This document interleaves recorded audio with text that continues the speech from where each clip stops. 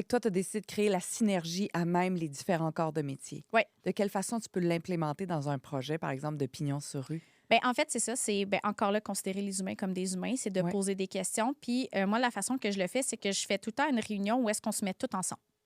Fait que quand on signe un contrat avec un client, le client, les professionnels, designers, architectes, ingénieurs, peu importe selon le projet, et tous les sous-traitants qui sont impliqués sur le projet, je les assois à la même table avant, parce que je dis toujours mieux vaut prévenir que guérir.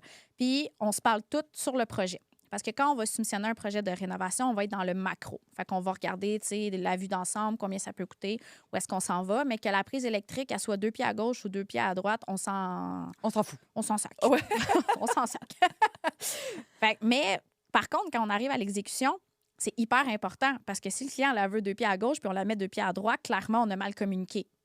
Fait que là, on s'assied tout alentour de la même table puis on communique, on veut savoir, on se pose des questions puis on prend des décisions avant de rentrer dans l'exécution. Parce que quand on est dans l'exécution, là, on a toute une mission. Là.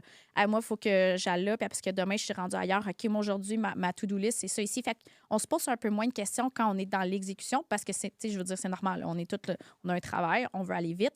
Mais si on s'est posé les questions avant, bien, en plus, ça va servir les sous-traitants qui vont faire le travail parce qu'on a tout éliminé les zones grises pour eux. Parce que quand il y a une zone grise, c'est là qu'il y a des erreurs.